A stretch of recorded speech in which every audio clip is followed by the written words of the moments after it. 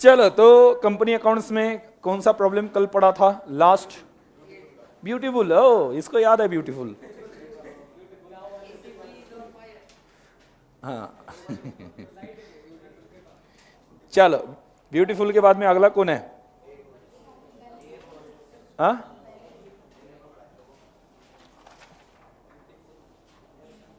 ए holds. चलो, ये भी सॉल्व गलत है। कोई डाउट है कल तक जो सॉल्व किया उसमें कोई डाउट है? कुछ भी पूछना है? हाँ, बैलेंस शीट का मैंने ये बताया था ना। हाँ, ओके, यस, लिख लो। चलो, लिखेंगे।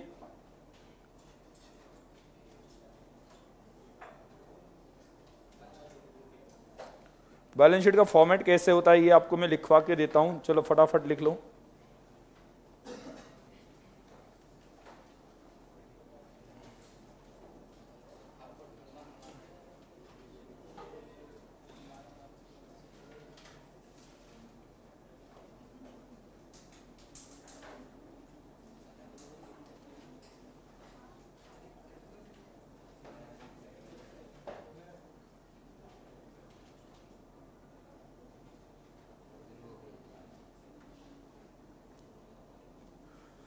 तो balance sheet format, balance sheet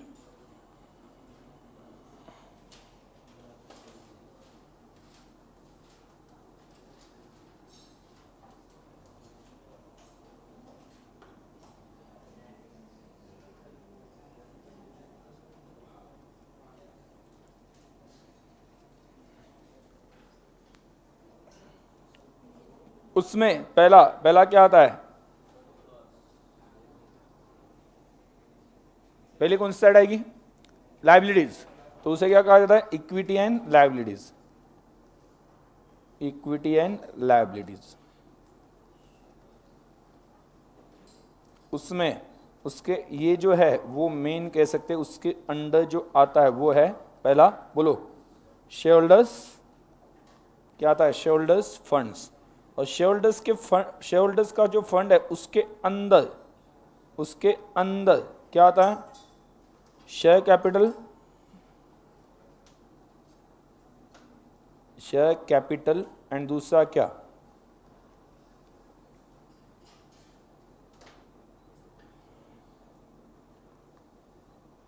reserves and surplus. Reserves and surplus share holders में ही आता है ना। आगे बोलो, बी क्या आएगा? Non current liabilities. Non current liabilities उसमें क्या आता है? One,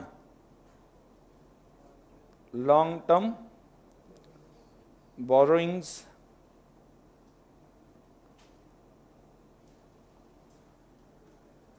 long term borrowings. और दूसरा क्या? Long term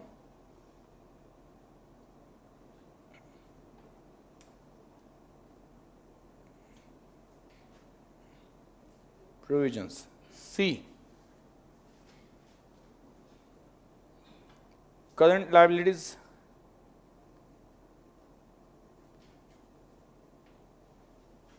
current liabilities, current liabilities.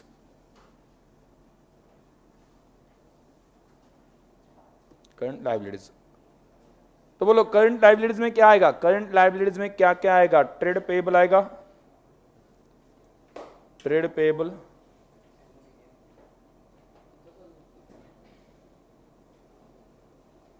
आगे आ जाएगा शॉर्ट टर्म बोरिंग,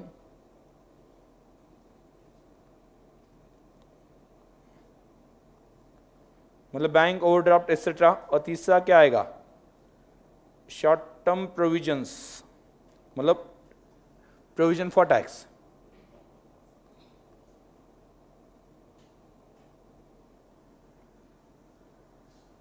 मैंने आपको बोला कि फाउंडेशन में ये आने के चांसेस बहुत कम है, ओके, बट स्टिल मैं ये क्यों बता रहा हूँ? क्योंकि इंटरमीडिएट में इसका फायदा होने वाला है आपको।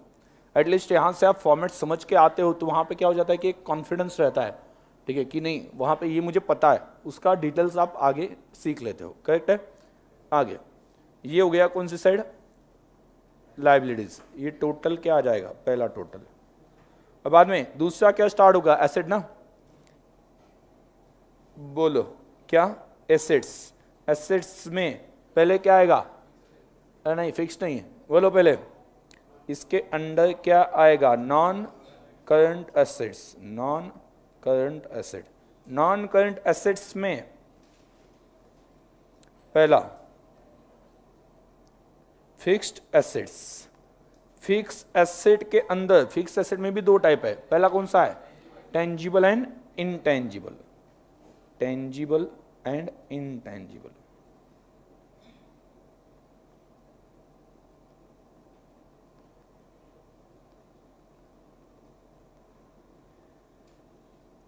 बाद में दूसरा non current investment. Non current investment का मतलब क्या होता है, आपने शेयर्स वगैरह परचेस किए जो आप 2-3 साल रखने वाले हो, 1 साल से ज्यादा टाइम पीरियड के लिए वो चीजें आप यूज करने वाले हो, रखने वाले हो, तो उसे क्या कहा जाता है, नॉन करंट। अगले 1 साल से ज्यादा पीरियड के लिए वो एसेट्स यूज होने वाली है, तो ये क्या है, non current. Non current investment.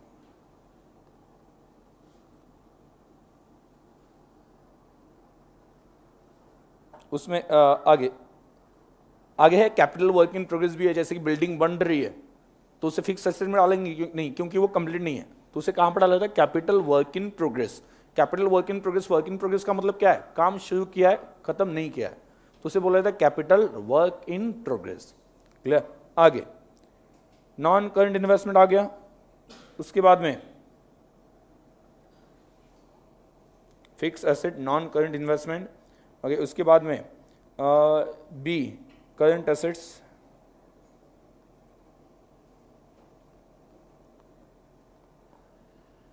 बोलो करंट एसेट में क्या आता है, 1 इन्वेंट्री, ट्रेड रिसीवेबल, आगे 3 cash and cash equivalents. Cash and cash equivalents. और क्या आ जाती है, टोटल। क्या आती है, टोटल।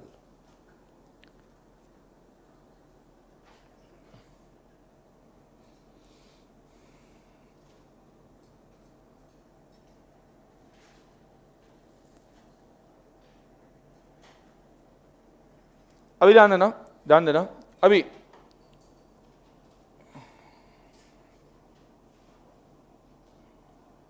ये लिख लिया। अभी ये जो है वो जो पर्टिकुलर आइटम्स है, जैसे कि फॉर एग्जांपल शेयर कैपिटल में प्रेफरेंस शेयर्स होते हैं, इक्विटी शेयर्स होता है, ठीक है, तो इसके लिए क्या बनाते हैं हम, नोट बनाते हैं, उस नोट में दिखाते हैं कि कितने शेयर्स कितने रुपीज के कितने पेड अप है।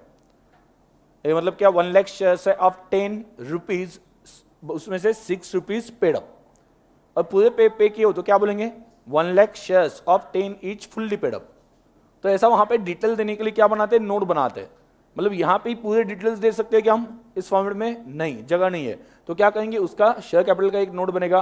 रिजर्व एंड सरप्लस में कौन से रिजर्व है, प्रीमियम है, बाद में क्या कैपिटल रिजर्व है, बाद में पी एंड एल अकाउंट है, वो हम अलग से नोट में दिखाते हैं, तो ये नोट वहां पे नीचे अलग से बनती है।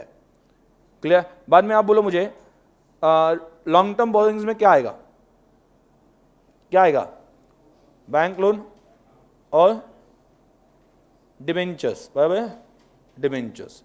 लॉन्ग टर्म प्रोविजंस में क्या आएगा, लॉन्ग टर्म प्रोविजंस में क्या आएगा, पीएफ, ग्रेच्युटी। इसके लिए आपने कोई प्रोविजन बना के रखी हो, जो एम्प्लॉय रिटायर होते वक्त पैसे देने पड़ते हैं, आज हम प्रोविजन बना के रखते हैं उसको देने के लिए, तो वो लॉन्ग टर्म है ना।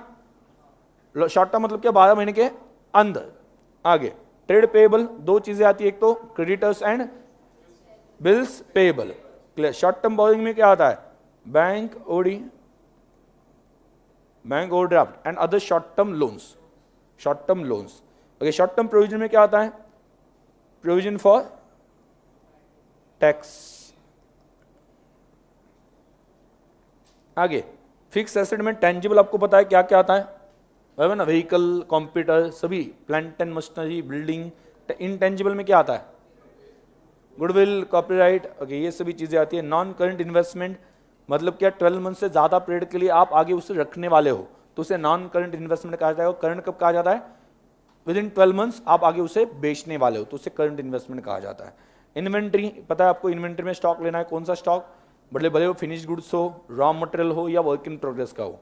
आगे ट्रेड रिसीवेबल में क्या आता है? डेटर्स आते हैं और बिल्स रिसीवेबल। और कैश एंड कैश इक्विवेलेंट में क्या आता है? बैंक एंड कैश, वो हम डाल देंगे। इस तरह से हम टोटल ले लेते हैं। अभी आपको कल जो प्रॉब्लम पढ़ा ना, तो कल प्रॉब्लम जो आपने पढ़ा है उसका क्या बताया उन्होंने? क्या बनाओ? बैलेंस शीट बनाओ बोला ना, बैलेंस शीट ऑफ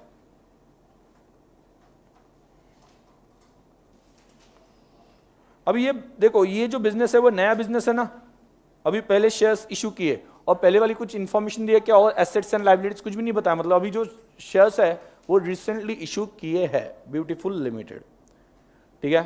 तो चलो आपको यहां पे सिर्फ क्या इंफॉर्मेशन पता है? एक तो इक्विटी शेयर्स कितने हैं इस प्रॉब्लम में, बराबर, इक्विटी शेयर्स कितने हैं, कितने इशू हो गए। दूसरा आपको क्या पता है? रिजर्व्स एंड सरप्लस, प्रीमियम कितना आया वो पता होगा शायद से। प्रीमियम मिला है क्या? नहीं मिला ना, नहीं मिला है प्रीमियम। प्रीमियम मिला ना, प्रीमियम मिला? कहाँ हो तुम? मिला ना प्रीमियम? ठीक है, प्रीमियम कहाँ पर जाएगा? रिजर्व्स एंड सरप्लस में। उसके बाद में क्या, वो जो कैपिटल प्रॉफिट याद है क्या, प्रॉफिट किया था हमने, जब्त किए थे शेयर्स, तो उसका जितना प्रॉफिट हुआ था वो कहाँ पर डाल दिया था हमने? कैपिटल रिजर्व में। वो वाला एक रिजर्व है अपने पास। और क्या हुआ था? मेरे पास वो एंट्रीज नहीं है, आप देख लो। कैपिटल इशू किया था और क्या किया था? रिजर्व एंड सरप्लस में सिक्योरिटीज प्रीमियम आता है और क्या आता है? कैपिटल रिजर्व में जो ट्रांसफर किया वो भी आ जाता है। और क्या बैंक में पैसा आ गया, वो आपने कुछ नई एसेट परचेस किए क्या? नहीं किए, वो तो बैंक में ही पड़ा होगा ना वैसे ही। अभी आप देखो पूरा फॉर्मेट बनाने की जरूरत है क्या? 2 ही आइटम है, नहीं 3 ही आइटम है। कौन से? शेयर कैपिटल है, रिजर्व एंड सरप्लस है और कैश एंड कैश इक्विवेलेंट है, और कुछ भी नहीं है ना। क्या कोई आपने लोन लिया है इस प्रॉब्लम में? नहीं लिया। लोन लिया है क्या? नहीं लिया। बाद में आपने कोई ट्रेड पेएबल या वहां पे शॉर्ट टर्म बोरिंग्स किए? कुछ भी नहीं है। बाद में कोई फिक्स एसेट बताइए कि land and building, plant and machinery, वो भी नहीं बताइए। तो समझ में आया? 3 ही चीजें हैं इसमें। एक तो आपने शेयर्स इशू किए प्रीमियम पे और फॉरफिट करके और री इशू करके कुछ फायदा हो गया, मतलब शेयर होल्डर्स फंड में आ जाएगा वो, शेयर कैपिटल और रिजर्व एंड सरप्लस। और क्या बाकी है? और क्या है? Cash and cash equivalent. वो पैसे आ गए ना, वो कहाँ पे पड़े हुए? बैंक में पड़े होंगे, तो कैश एंड कैश इक्विवेलेंट के हेडिंग में आ जाता है। तो चलो पूरा लिखेंगे नहीं, जितने आइटम से उतना ही लिख देंगे। पहले क्या आएगा बोलो? पहले क्या आएगा? इक्विटी एंड पर्टिकुलर्स, बाद में क्या? नोट,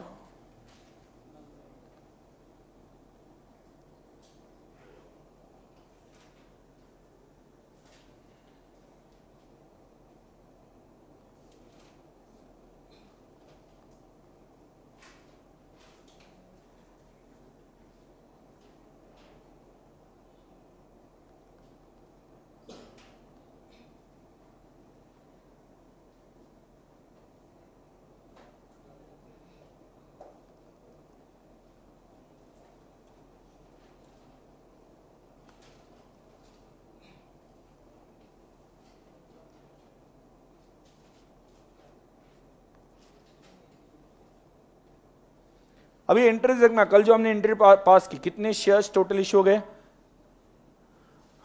पहले शेयर्स इशू हो गए थे 30,000, उसमें से कितने जब्त किए? 1500, 500, 1000 ना। और बाद में री इशू कितने किए? पूरे 1500 ना। इसका मतलब इफेक्टिवली क्या हुआ, जितने मतलब सभी के सभी कितने री इशू किए? नहीं, of the shares forfeited 1250 including whole Ram's were subsequently reissued to Jadu, paid कितना? 2 पर शेयर। मतलब कितने शेयर्स रीइशू नहीं किए हैं?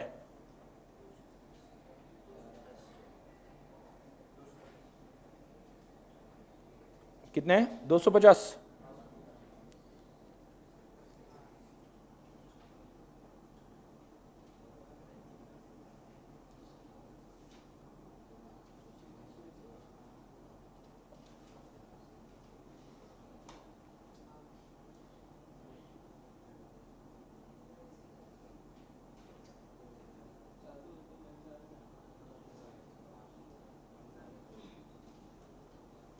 हाँ, लिख देना, वहां पे एक नोट बना देंगे नीचे, शेयर कैपिटल के लिए एक नोट बना देंगे, नोट 1, और ये आ जाएगी लाइबिलिटीज की टोटल आ जाएगी, और दूसरा क्या आ जाएगा, एसेट्स, और एसेट्स में क्या आएगा, कैश एंड करंट एसेट लिखेंगे, और करंट एसेट के अंदर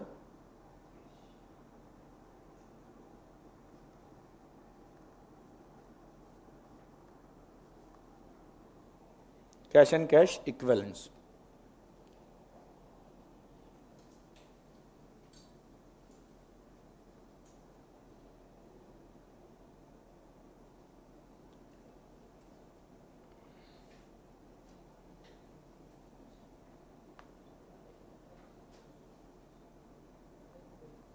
नोट 1 लिख देना,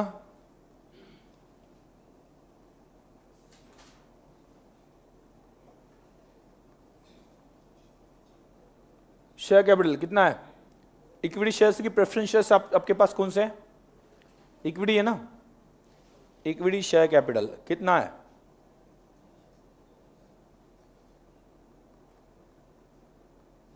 इक्विटी शेयर कैपिटल, तो उसमें इक्विटी शेयर कैपिटल में कितना दिखाओगे,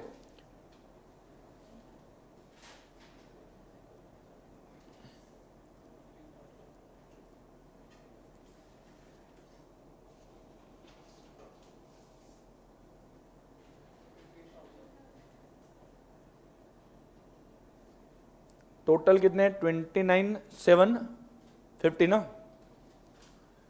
30,000 में से 250 जो है वो अभी तक रीइश्यू नहीं किए, मतलब एक्चुअली कितने किए है 29,750, समझ में आया, 29,750 ऑफ 10 ईच, और वो तो फुल्ली पेड अप है ना, ठीक है, तो लिखो यहां पे 29,750 shares of 10 each fully paid up, कितना है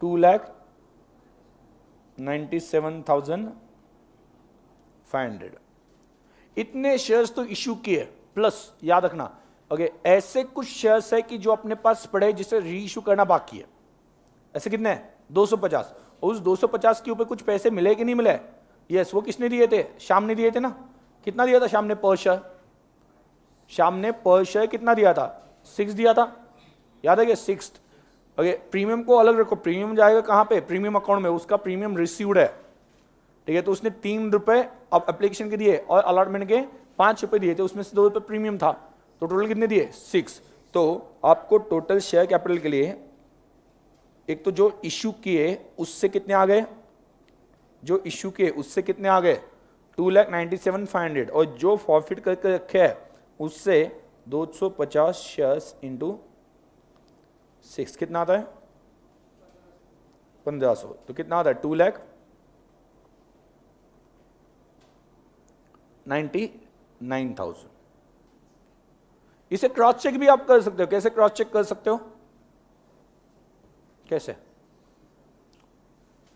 सिंपल बात है, टोटल 3 लाख है ना, ध्यान दो, टोटल 3 लाख है, टोटल कितना 3 लाख, कैसे 30,000 इंटू 10, 3 लाख के टोटल है, उसमें से पैसे कितने नहीं मिले 250 जो है उन्होंने 4 रुपए नहीं दिए ना, 6 रुपए दिए, 4 रुपए नहीं दिए, ठीक है, तो इसका मतलब कितने 1000 नहीं दिए, मतलब 3 लाख में से 1000 नहीं मिले, तो कितना कितना मिला है 2,99,000, समझ में आया, ये ज्यादा सही तरीका है कि इतने के पूरे पैसे मिल गए और ये फॉरफिट करने की वजह से मिल गए 2,99,000। आगे दूसरा लिखो, क्या लिखोगे, नोट 2, नोट 2 क्या, रिजर्व एंड सरप्लस, ठीक से बताना मुझे कितना प्रीमियम आपको मिला है, reserve and surplus, securities premium, उसमें कितना सिक्योरिटीज प्रीमियम कितना मिला है, कितना मिला है, सोच के बताना किसने प्रीमियम दिया नहीं है, ऐसे कितने शेयर्स है जिन्होंने प्रीमियम नहीं दिया, राम ने प्रीमियम नहीं दिया या श्याम ने नहीं दिया, सोच के बताओ, राम ने प्रीमियम नहीं दिया या श्याम ने, राम ने नहीं दिया ना, श्याम ने तो प्रीमियम दे दिया, मतलब 30,000 शेयर्स के ऊपर 2 रुपए के हिसाब से प्रीमियम मिलना चाहिए था, करेक्ट है, 30,000 शेयर्स के ऊपर 2 रुपए के हिसाब से प्रीमियम मिलना चाहिए था 60,000, और उसमें से ऐसे कुछ शेयर्स थे जिन्होंने प्रीमियम नहीं दिया। ऐसे कितने शेयर्स थे? 500। और कितना नहीं मिला फिर 2 रुपए के हिसाब से? 1000। मतलब बाकी को तो मिल गया ना। कितना मिल गया बाकी? 59। समझ में आ रहा है? अरे हाँ है ना? हाँ समझ में आ रहा है ना? 60,000 फिर क्या बोल ही नहीं रहे मतलब वहां पे। हाँ सिंपल, हाँ सिंपल बात है कि 60,000 जो है वो मिलना चाहिए था, उसमें से 500 शेयर्स ने 2 रुपए नहीं दिए, तो मिला कितना? 59। क्लियर? तो सिक्योरिटीज प्रीमियम देखिए 60, टोटल रिसीवेबल वहां पर ले देना टोटल रिसीवेबल 30,000 शेयर्स इंटू 2 कितना? 60,000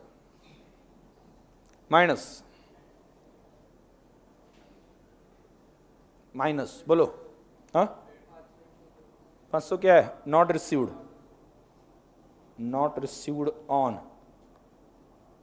500 shares of held by Ram. 500 into 2 कितना? 1000। तो कितना मिला? 59,000। और क्या है? कैपिटल रिजर्व ना, रिजर्व में कितना कितना है वो एंट्री में देखो ना, वो तो पता चलेगा डायरेक्टली। हाँ 3000। इसकी टोटल रिजर्व इन सर्विस की 62,500। तो कैश कितनी आई सोच के बताना। कैश सिंपल बात है, आपने कहां कहां पे बैंक को डेबिट दे दिया, कितने से वो अगर देखो 30,000 शेयर जो है ना उसमें से, तो अगला note 3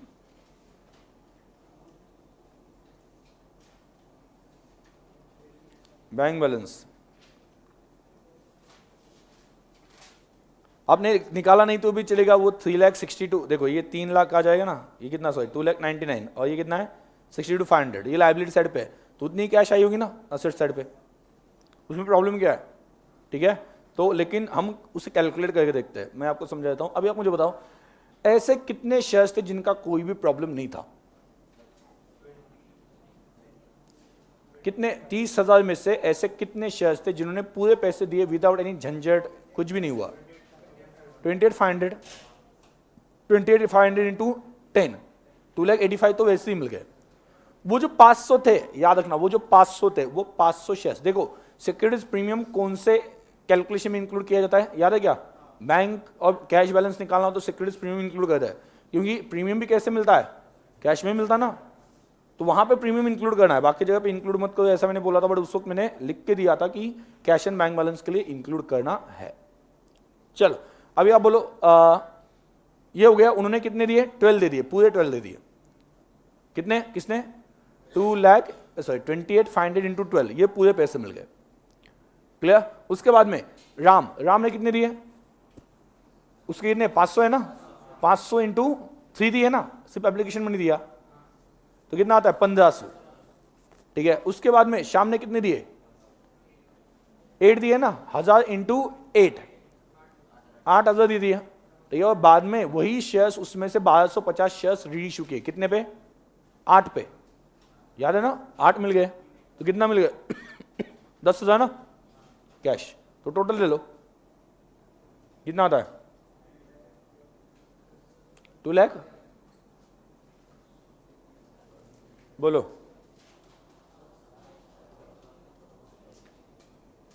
full amount received on 3,61,000 और ऊपर की टोटल देख लो, वही है ना, मतलब वो ऊपर के 2 आइटम है।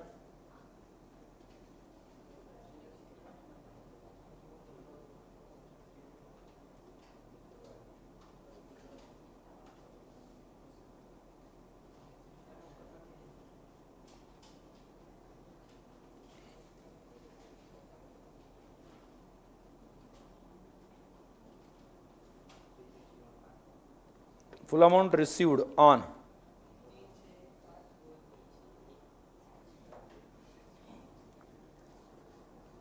30,000 .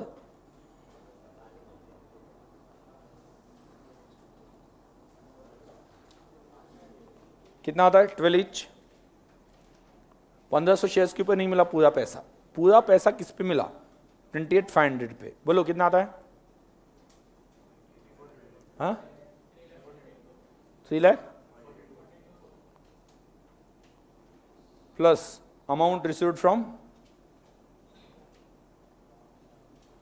बोलो क्या? अमाउंट रिसीव्ड फ्रॉम राम 3 ना, plus amount received from Shyam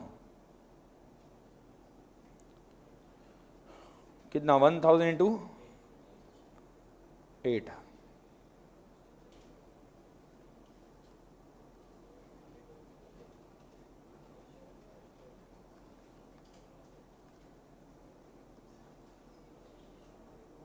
reissue से कितना मिला? 1250 बराबर ना, इंटू 8 ईच, तो कितना आता है? 10,000। तो बोलो 3,61,500। 3,61,500। अब एक देखना ऊपर लिख दो, इसमें 2 लाख क्या आया था? 99 ना, और ये कितना आया था? 62,500। टोटल कितनी आई थी? 3,61,500। और इसका कितना है? वही आया ना, टैली हो गया।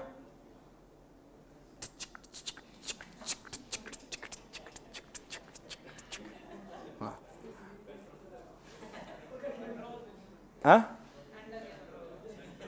थंड कोण म्हणते? हाँ हाँ का तू खूप घेऊन आला का? थंड खूप घेऊन आला का? हाँ जरूरत ही नहीं, ठंडा ही है।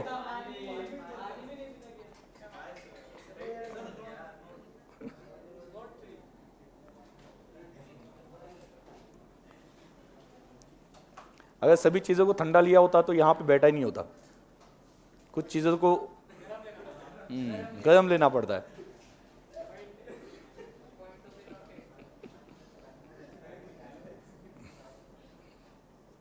हाँ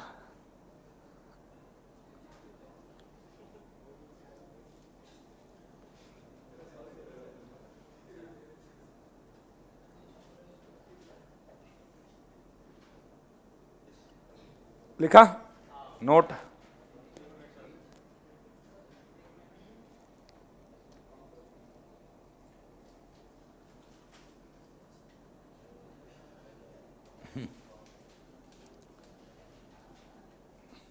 कोई डाउट है? नो?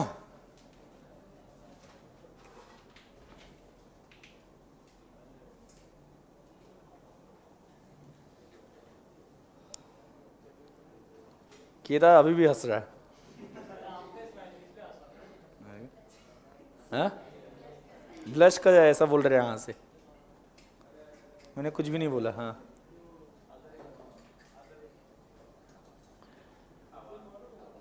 देखो केदार ठंडा नहीं ले रहा है। हाँ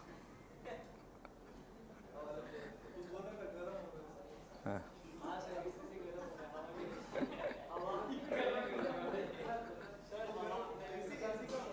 हाँ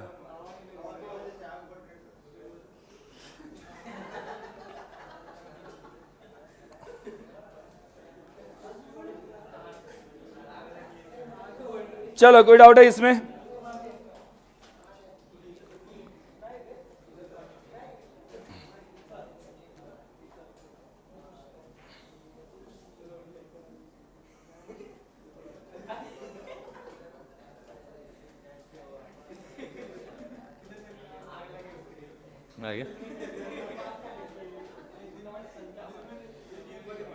You need a elastic. You need a elastic. वो कंसेप्ट है ना यूनिट इलास्टिक। डिमांड से जितना, हाँ हाँ हाँ डिमांड में जितना रिस्पॉन्स है उतना ही रिस्पॉन्स प्राइस से मिलता है। मतलब आग दोनों तरफ बराबर की लगी है। हाँ कांस्टेंट, हाँ कांस्टेंट।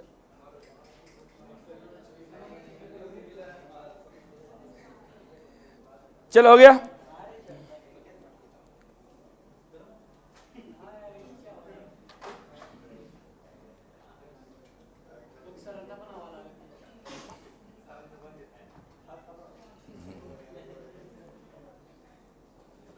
चलो आगे बढ़ते हैं। क्वेश्चन नंबर कौन सा है? 9। Question number 9।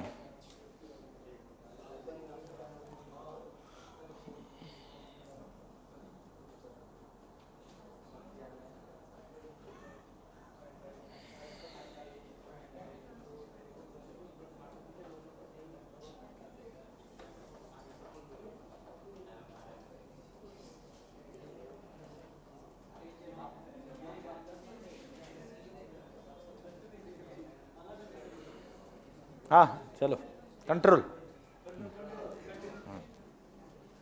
नहीं ठीक है, ठीक है, मत करो कंट्रोल। हाँ हाँ हाँ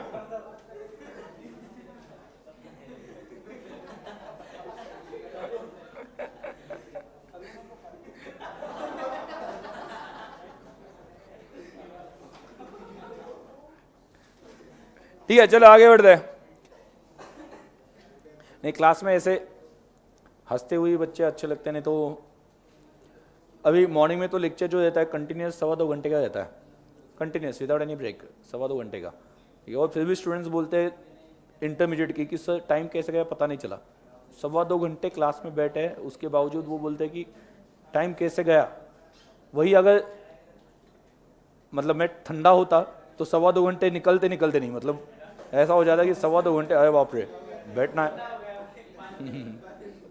तो एनर्जी होनी चाहिए, ठीक है। और टीचर जितना एनर्जेटिक हो उतने स्टूडेंट्स एनर्जेटिक रहते हैं टिल द एंड। ऐसे रहते कि हाँ समझ में आ रहा है, ठीक है, या ध्यान है।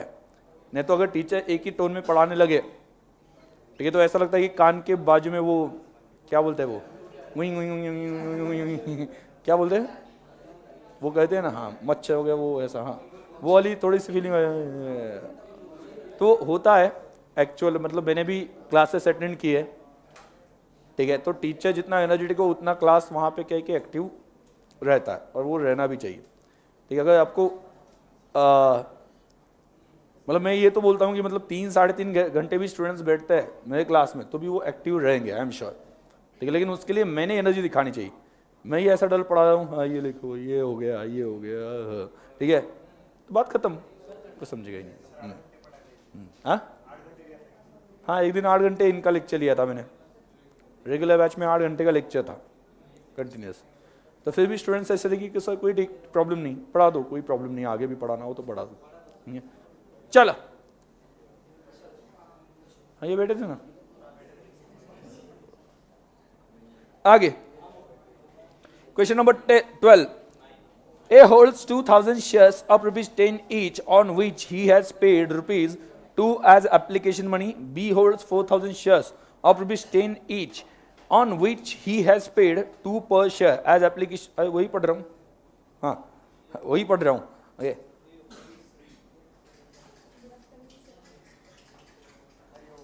मेकअप के लिए इतना टाइम गया? हाँ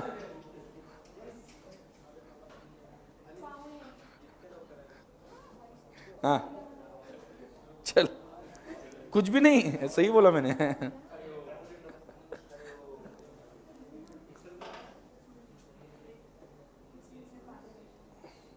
हाँ 2 per as application money and 3 per share as allotment money. C holds 3,000 shares of ₹10 each and has paid 2 on application, 3 on allotment and 3 for first call. They all fail to pay. They all fail to pay. ध्यान देना यहाँ पे, they all fail to pay their arrears on the second and final call, and the directors therefore forfeited their shares. The shares are reissued subsequently for 12 per share fully paid up. Journalize the transaction related to forfeiture. तो forfeiture का हमें क्या करना है, generalized करना है। तो generalized करना है तो ऐसे केस में देखो क्या हुआ है, अभी कितने ऐसे 2,000 है ना, ए के पास 2,000 है, बी के पास 4,000 है, और कोई है सी के पास 3,000 है। इन तीनों के शेयर्स फॉरफिट के। बट प्रॉब्लम क्या है, ए जो है उसने क्या किया, He has paid 2 as application money. B holds 4,000 shares of 10 each, on which he has paid 2 per share application money and 3 per share allotment money. और C जो है 3,000 shares है 10 each के, उसके ऊपर उसने क्या किया, has paid 2 on application, 3 on allotment and 3 on first call. मतलब प्रॉब्लम क्या है, जैसा हमने लास्ट टाइम देखा था, लास्ट टाइम क्या था, राम ने क्या दिया था, एप्लीकेशन मनी, श्याम ने क्या दिया था, एप्लीकेशन एंड अलॉटमेंट मनी. बराबर, राम ने क्या दिया था, एप्लीकेशन मनी, श्याम ने दिया था एप्लीकेशन प्लस अलॉटमेंट मनी. और यहां पे 3 सिचुएशन बन रहे ना, ए ने क्या दिया, एप्लीकेशन, बी ने क्या दिया, एप्लीकेशन एंड अलॉटमेंट, और सी ने क्या दिया, एप्लीकेशन अलॉटमेंट फर्स्ट कॉल. मतलब ये प्रॉब्लम कल भी हमने डिस्कस किया था कि हर एक से पैसा अलग अलग मिला है, हर एक से पैसा अलग अलग फॉरफिट किया है. पहले जो सीधे प्रॉब्लम्स थे, उस प्रॉब्लम में क्या होता था, एक शेयर होल्डर बताते थे और डायरेक्टली कहा जाता था इसने फर्स्ट कॉल नहीं दिया, तो बात खत्म, इमीडिएटली पता चलता था. मतलब उसने एप्लीकेशन और अलॉटमेंट मनी दिए तो कितने पैसे आ गए और कितने नहीं आए, वो डायरेक्टली पता चलता था. लेकिन अभी इन तीनों का कैलकुलेशन अलग बनेगा ना, समझ आ गया, इन तीनों का कैलकुलेशन अलग बनेगा. Share capital account debit, forfeiture के टाइम पे एंट्री क्या होती है, शेयर कैपिटल अकाउंट डेबिट, कौन सी वैल्यू से, कॉल्ड अप, कौन सी वैल्यू से, कॉल्ड अप. वो तो कॉल्ड अप वैल्यू सभी की सेम ही है ना, सभी सेम है, सभी से कितने बुलाए थे, 10 रुपए, ठीक है. बाद में प्रीमियम, प्रीमियम तो है ही नहीं इस प्रॉब्लम में, बराबर. किसी का अलॉटमेंट पेंडिंग है, किसी का फर्स्ट कॉल पेंडिंग है, समझ में आ गया, किसी का अलॉटमेंट पेंडिंग है, किसी का फर्स्ट कॉल पेंडिंग है और किसी का फाइनल कॉल पेंडिंग है, इस वजह से फॉरफिट किया ना. मतलब बैलेंसेस कहां पे पड़े होंगे, अलॉटमेंट अकाउंट में पड़े होंगे, कॉल्स इन एरियर्स में ट्रांसफर किया, कल भी मैंने वही बताया ना, कॉल्स इन एरियर्स में ट्रांसफर किया ऐसा बताया, तो कॉल्स इन एरियर्स को इन्वॉल्व करो, बताया क्या, कहां पे मिला,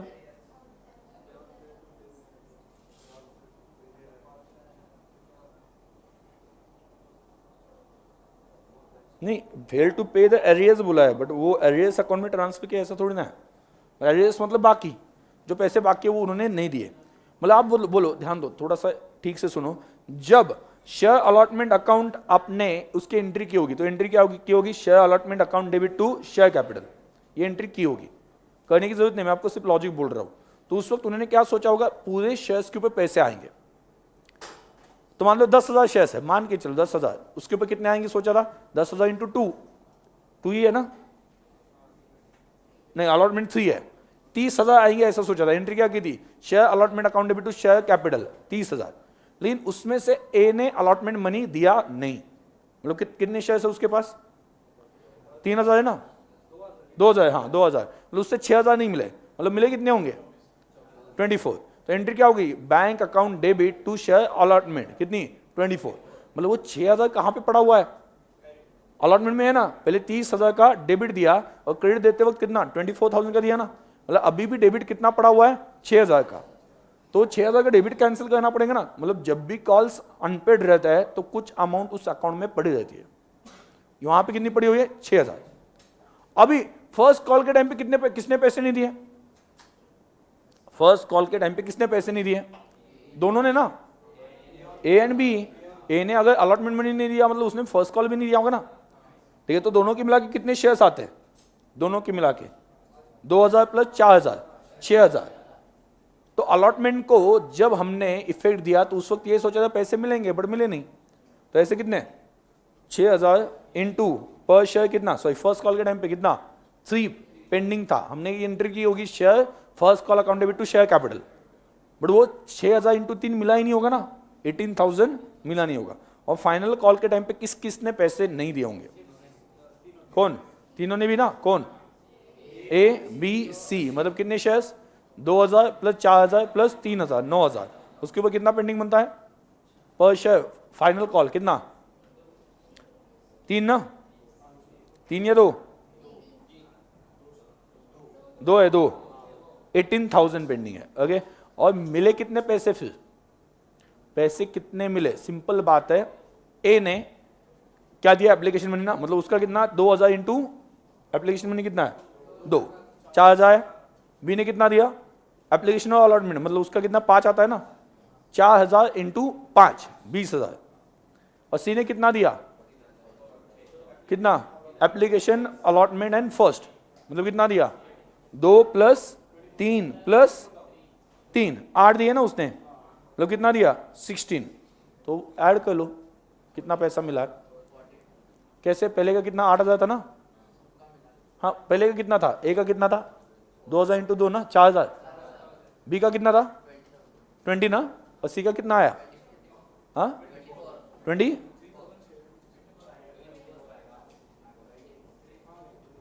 उसके कितने शेयर्स है 3,000 ना, ओके 24 मतलब 48 आया, यस। देखो ओके, ये बहुत दिमाग लगाने वाली बातें है, क्यों, क्योंकि वहां पे कांस्टेंट कैलकुलेशन नहीं है, ए ने इतना दिया, बी ने इतना दिया, अलग अलग चेंज हो गया ना, इस वजह से वहां पे क्या कि आपको ध्यान देना पड़ेगा ठीक से। क्लियर, ओके तो चलो एंट्री बोलो फॉर फ्यूचर की।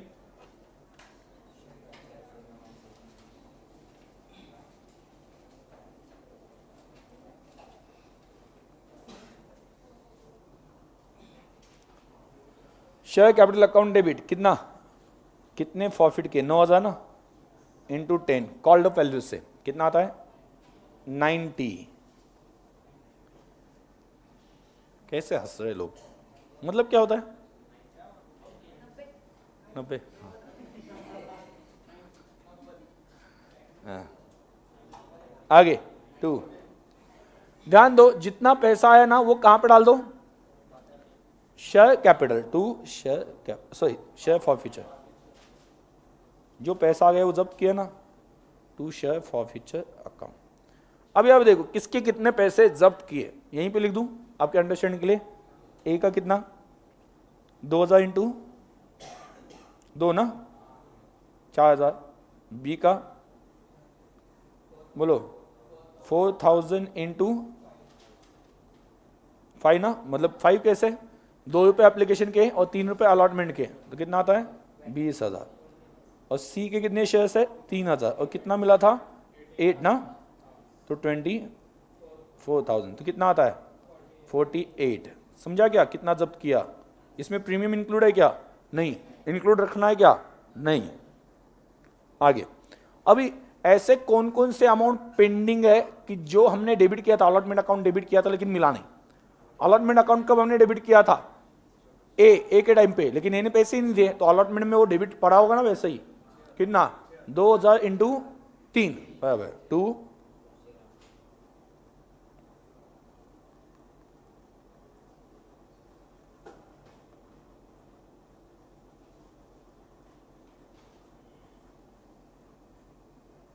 छह हजार बराबर, ये पेंडिंग है। अलॉटमेंट को डेबिट तो दिया, पैसे आएंगे बोल के, बट आए नहीं वो पैसे, तो रिवर्स नहीं हुआ होगा 2, बोलो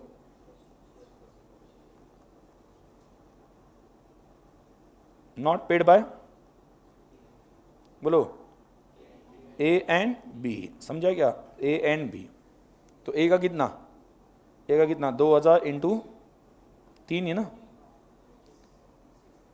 2,000 इंटू 3 6,000 ना, और बी का कितना 4,000 इंटू 3 कितना, कितना आता है 18,000। आगे बोलो 2,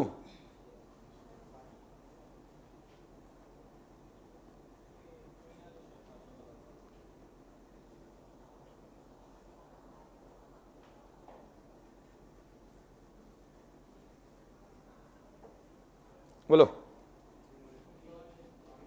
not paid by A B and सी।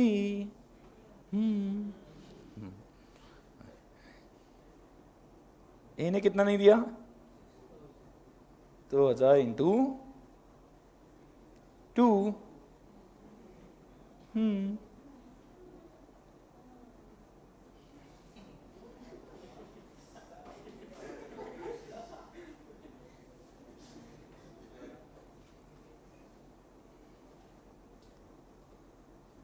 और सी ने कितना नहीं दिया 3,000 इंटू 2 6,000, टोटल कितना आता है 18 आता है।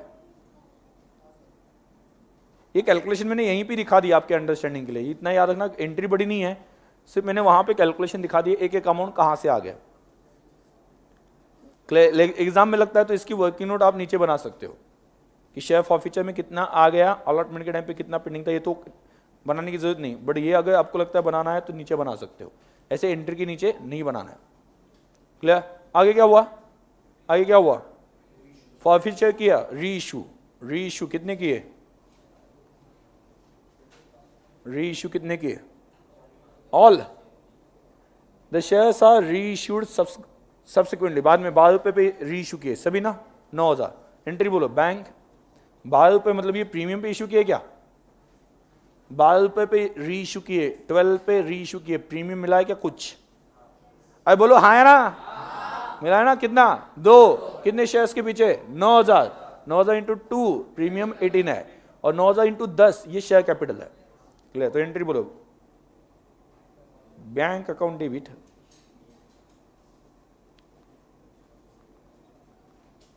कितना था? 1,08,000।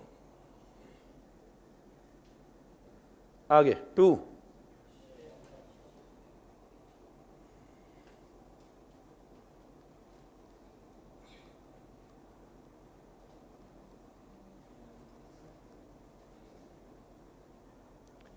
कितना आया? 90।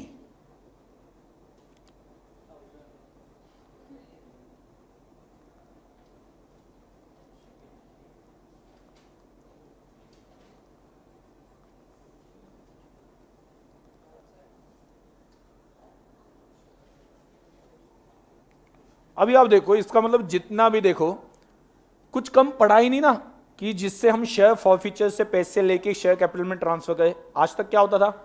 10 रुपए का शेयर 8 रुपए में री इशू होता था, 2 रुपए कम पड़ रहे, कहां से उठाते थे? शेयर फॉरफीचर से। आज कुछ उठाना नहीं पड़ा, मतलब पूरा जितना भी शेयर फॉरफीचर में हो क्या हुआ? प्रॉफिट हुआ ना, तो पूरा कहां पर ट्रांसफर करेंगे? Capital reserve. तो चलो लास्ट एंट्री,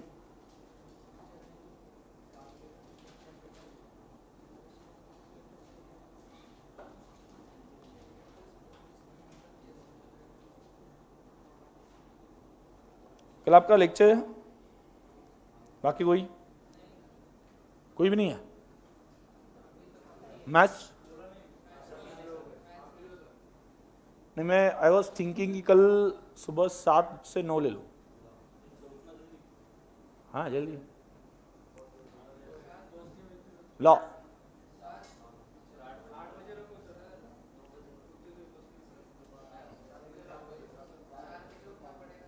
क्यों?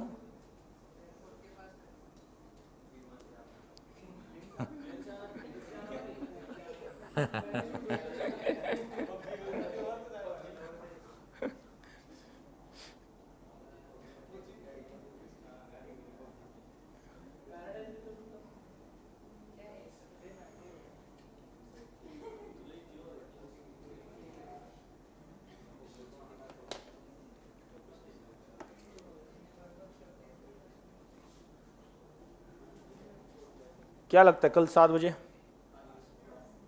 करो एडजस्ट एक दिन, क्योंकि 8 बजे बोला तो मेरा 9:15 बजे इंटरमीडिएट रहता है, तो 1 घंटा वो ऐसा हो जाएगा कि ठीक है, 1-2 सवा 2 घंटे तो मिलने चाहिए पढ़ाने के लिए, आ गए तो। हाँ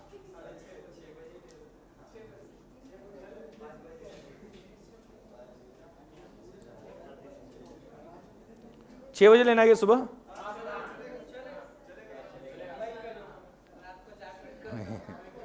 रात को रात को जाग हाँ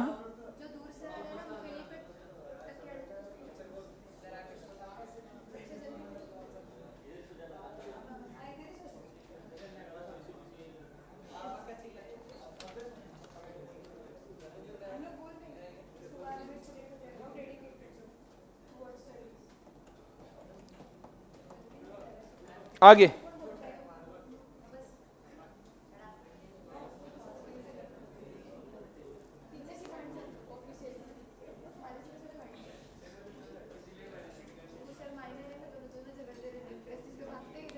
कौन?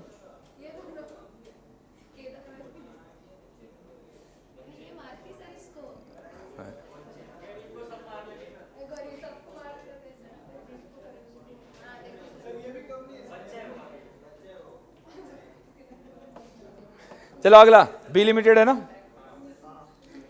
चलो जान दो B limited issued 20,000 equity shares of 100 each at premium of ₹20 per share payable as follows: on application 50, on allotment 50, on final call 20. Application were received for 24,000 shares. Letter of regret were issued to applicant of 4,000 shares, and shares were allotted to all other applicants. Mr. A, the holder of 150 shares. Okay. आज जो CPT के students थे जिन्होंने बोला कि नहीं okay CPT में क्या बोलते हैं, सीपीटी में अलग टाइप का, उनको पूछ लो ठीक है, फॉरफीचर का कैलकुलेशन करना होता है या नहीं करना होता है, उनको पूछना कि ये प्रॉब्लम दिखाना और बोलना कि कैलकुलेट करके दिखाओ, दिखाओ दिखाओ ना, हाँ मतलब आसान है ना, करके दिखाओ ठीक है। तो मतलब ऐसा प्रॉपर्ली बुलाने का, बैठ यहाँ बैठ बैठ बैठ ऐसे प्रॉपर्ली ऐसे बैठ तू यहाँ पे ओके, बोलना कि ये जो है ना वो कैलकुलेट करके दिखाओ ठीक है। तो बात खत्म, देखते हैं कि वहाँ पे कितना आता है। अरे सिंपल बात है, मैंने कंपनी में ये कोशिश की कि जितने ओके कंफ्यूजिंग टाइप के वो ले लूँ क्लास में ठीक है, कंफ्यूजिंग टाइप के, जो आसान है वो निकाल दिया मैंने, जो रेगुलर बैच में जो आसान वाले थे वो तो निकाल दिए, मतलब जो भी कंफ्यूजिंग है या जिसमें स्टूडेंट्स को ऐसा हो सकता है कि समझ में नहीं आता है खुद से देखने से, वो प्रॉब्लम्स वहाँ पे रख दिए। मतलब दो लोग दोनों का भी अलग अलग टाइम पे पेंडिंग रहा और फॉरफीचर किया, बाद में 3 लोग जिनका अलग अलग टाइम पे पेंडिंग रहा और फॉरफीचर किया, ये भी हमने बेसिकली ले लिया ठीक है, just for the conceptual clarity. हाँ ठीक है, कोई ऐसा नहीं होना चाहिए कि समझ में नहीं आया ओके। तो आगे बी लिमिटेड, चलो इनका क्या करना है, show the journal entries and cash book in the books of B limited. Journal entries दिखानी है, जर्नल एंट्रीज क्या फॉरफीचर की यहाँ पे नहीं, letter of regret were issued, इसका मतलब क्या है कि कुछ लोगों को हमने बोला कि हम आपको शेयर्स नहीं दे सकते, क्योंकि देखो 20,000, ध्यान दो 20,000 शेयर्स इशू करने हैं और 24,000 के लिए एप्लीकेशन आए, समझ में आया, मतलब 4,000 एक्स्ट्रा आए ना, तो उनको हमने लेटर ऑफ रिग्रेट दे दिया, मतलब हमने बोला कि भाई माफ करो ओके, हम आपको शेयर्स नहीं दे सकते ठीक है, अगले टाइम जब शेयर्स इशू होंगे तब आप ले लो ओके, ये हमने उनको लेटर ऑफ रिग्रेट दे दिया क्लियर। तो इसका मतलब 4,000 के जो पैसे आए थे कितने 20 पर एप्लीकेशन नहीं, हाँ एप्लीकेशन 50 आए थे ना, वो रिफंड करने पड़ेंगे ना, पर शेयर कितने आए थे पर एप्लीकेशन 50, वो रिफंड करने पड़ेंगे। तो बेसिकली एंट्री क्या आ जाएगी, बोलो एंट्रीज में लिख के देता हूं, कल आपको कैश बुक बना के लाना है उसका ठीक है। तो कैश बुक मतलब सिंपल, कैश बुक तो बहुत सिंपल है ना, पैसे आ गए तो डेबिट साइड पे लिख दो, चले गए तो क्रेडिट साइड पे, सिंपल बात है। तो पहले लिखो एंट्री, लिखो एंट्री, लिखो कौन से एंट्रीज बोले उन्होंने,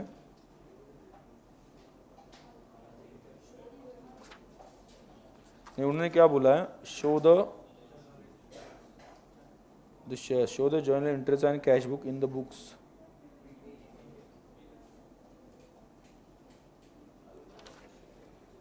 चलो एंट्री बोलो, बैंक अकाउंट डेबिट, पहले लिखो बैंक अकाउंट डेबिट,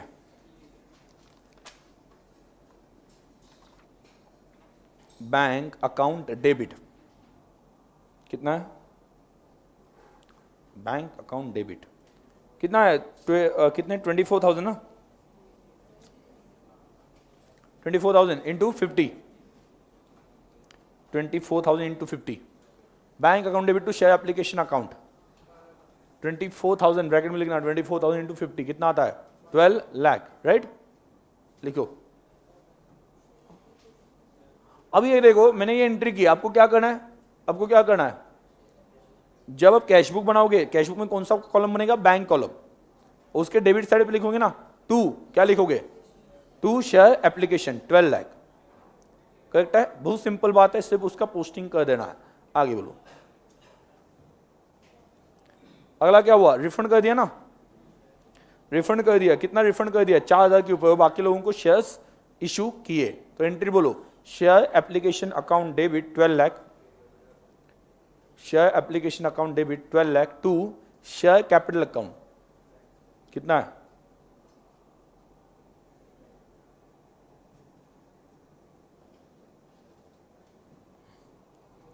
कितना है, हाँ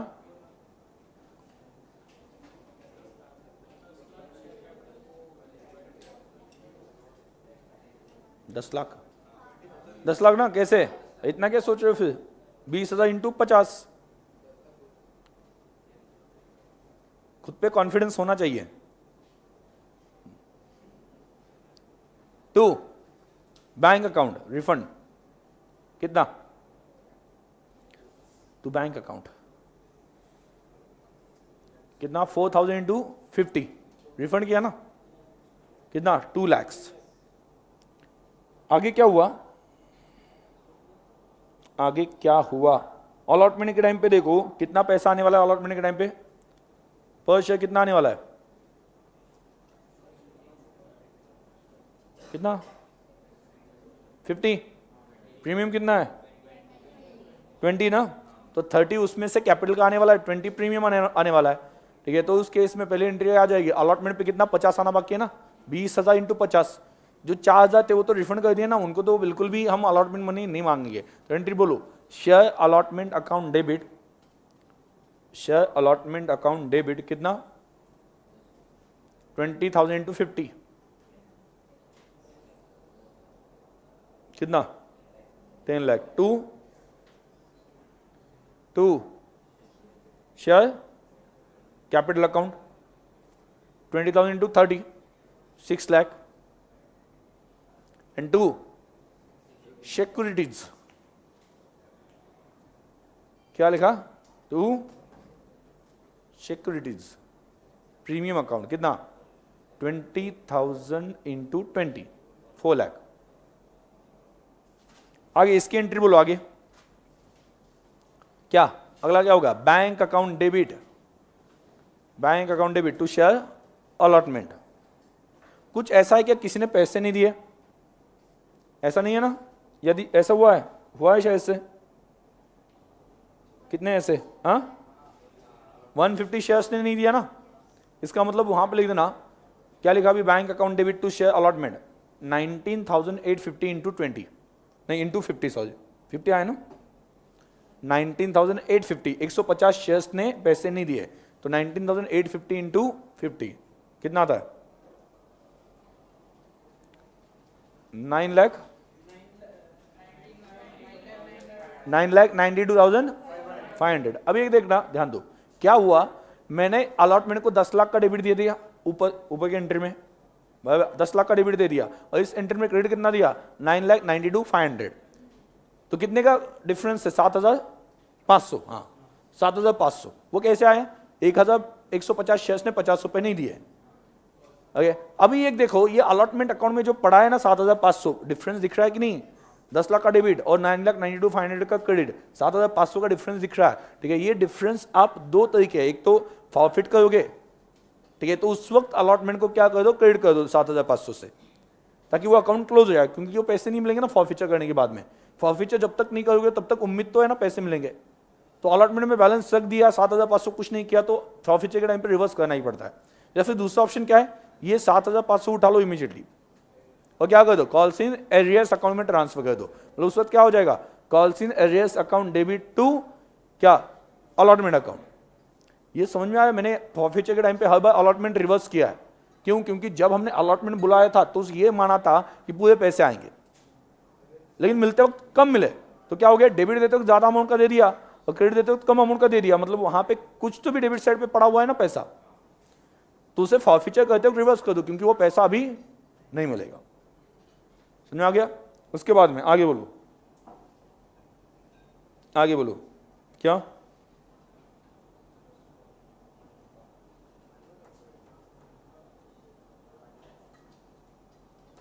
फाइनल कॉल, फाइनल कॉल का क्या हुआ? फाइनल कॉल का बताया क्या?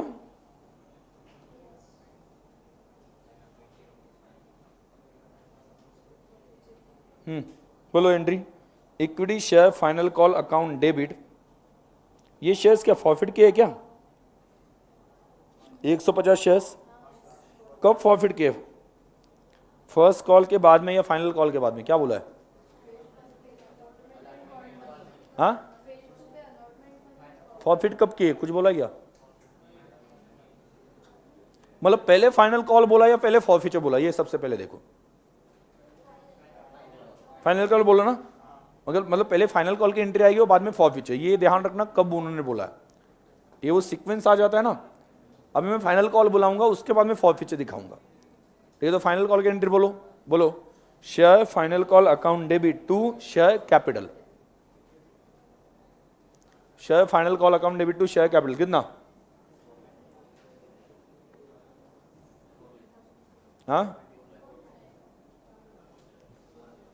कैसे, कितने शेयर्स है, 20,000 इंटू 20 ना, 20 फाइनल कॉल कितना 4 लाख। लेकिन इसमें से फिर से प्रॉब्लम हो गया क्या, 150 जो है उन्होंने दिया नहीं है, ये तो लिखो bank account debit, bank account debit bracket में लिखना 19,850 इंटू 20, 19,850 शेयर्स, 150 ने दिया नहीं ना, इंटू 20 कितना आता है, 3,97,000, 3,97,000 हो गया। आगे फिर से देखो यहां पे और एक बात हो गई, क्या हो गया, पहले अलॉटमेंट के टाइम पे कितना पेंडिंग रह गया था, 7,500, और अभी फिर से पेंडिंग रहा ना कितना, 3,000। मतलब ये जो अमाउंट पड़े हुए हैं उस अकाउंट में, वो फॉरफीचर के टाइम पे रिवर्स होने चाहिए ना, बराबर। तो फॉरफीचर के टाइम पे हम उन्हें क्रेडिट देते हैं, जो भी पेंडिंग कॉल था, ड्यू बट नॉट रिसीव्ड, ऐसे वाले कॉल हम रिवर्स कर देते हैं, ठीक है। आगे चलो हो गया ये भी। अभी फॉरफीचर की एंट्री बताओ, equity share final call account debit लिखो,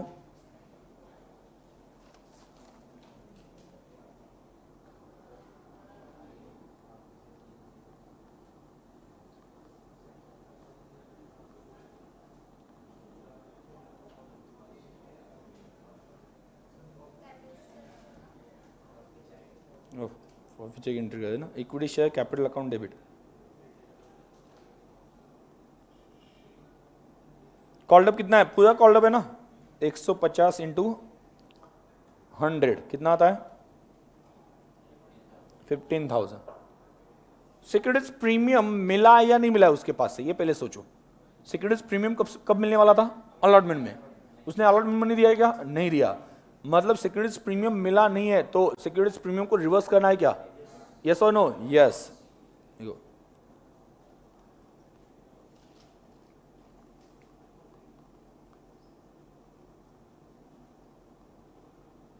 20 है ना, 150 इंटू 20 टू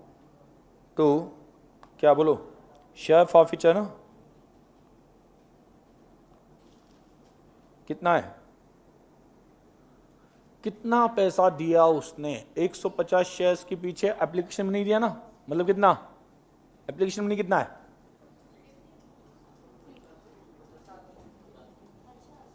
अरे एप्लीकेशन मनी कितना है, 50 है, 150 इंटू 50 कितना, 2। अभी बोलो ऐसे जो जो पेंडिंग रहे थे अलॉटमेंट बराबर, वो रिवर्स कर देंगे। तो चलो 2 शेयर अलॉटमेंट,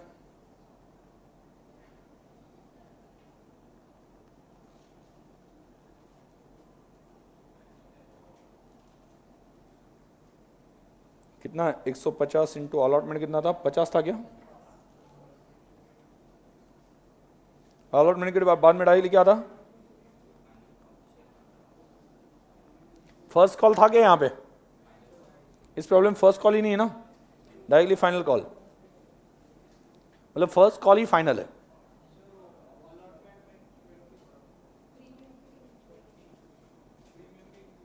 हाँ रहने दो ना, अलॉटमेंट को डेबिट करते वक्त पूरा डेबिट किया जाता है ना, share allotment account debit 50 to share capital 30 and to securities premium 20।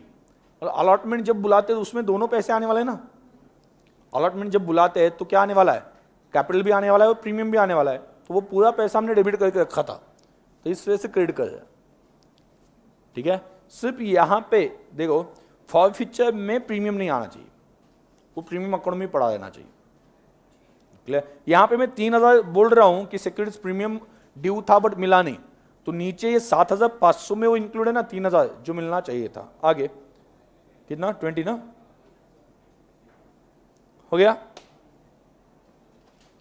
कोई डाउट, कोई शक? नो? पक्का?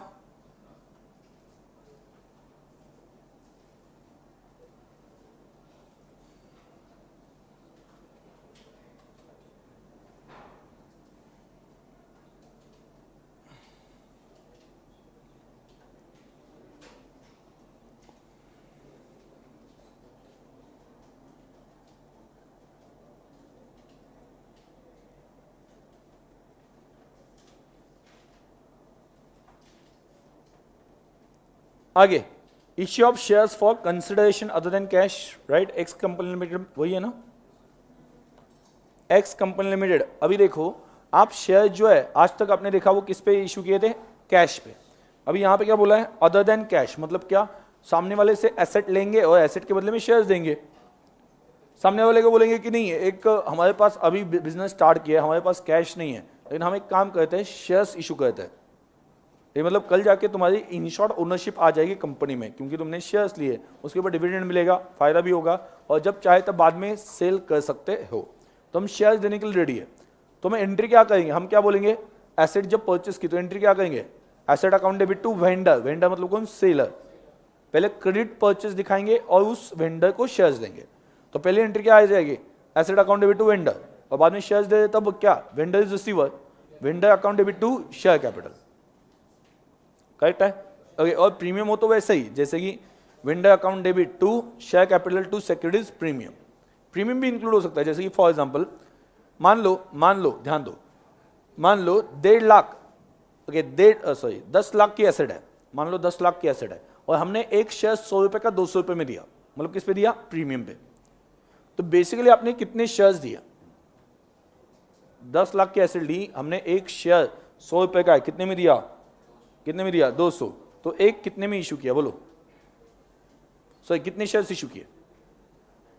कितने किए? 10 लाख रुपए की एसेट है, उसके बदले में शेयर्स देने हैं। कितने शेयर्स दिए आपने? कितने? 5,000। भाई 100 रुपए का शेयर था, बट कितने में दिया? 200 में। तो 200 से डिवाइड करेंगे ना, ये तो कितने शेयर्स आ जाएंगे? 5,000। तो 5,000 शेयर्स इशू हो रहे हैं। क्लियर? ओके। अभी यहां पे देखना, उस वक्त आपको 100 लेके नहीं चलना है, इशू प्राइस से डिवाइड करना है। अभी जब आप एसेट आएगी तो एंट्री क्या करोगे? Asset account debit 10 lakh to vendor 10 lakh, और बाद में जब इश्यू होंगे तो क्या हो जाएगा? Vendor account debit 10 lakh to share capital 5 lakh, but to securities premium 5 lakh. Clear? इस तरह से एंट्री हो जाएगी। समझ में आ रहा है? मतलब पहले जैसा था वैसे ही करना है, सिर्फ यहाँ पे कैश में पैसे नहीं आने वाले, एसेट मिल रही। ठीक है? तो यहाँ पे देखो क्या मिला आपको? 90,000 equity shares, the company purchase land and building from Y company limited for 4 lakh payable in fully paid up shares of the company. लेकिन इसमें कोई प्रीमियम नहीं बताया। प्रीमियम बताया क्या? नहीं। ठीक है, तो प्रीमियम नहीं आएगा। तो एंट्री बोलो, पहले लिखो land and building account debit, land and building account debit कितना? 4 lakh to Y company limited account.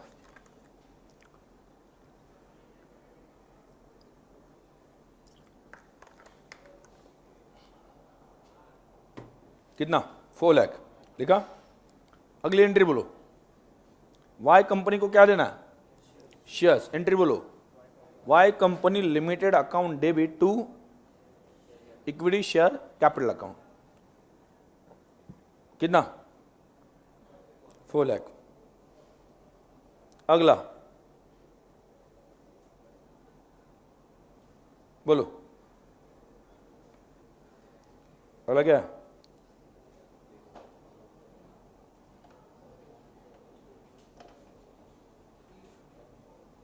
और बाकी के शेयर्स क्या किए?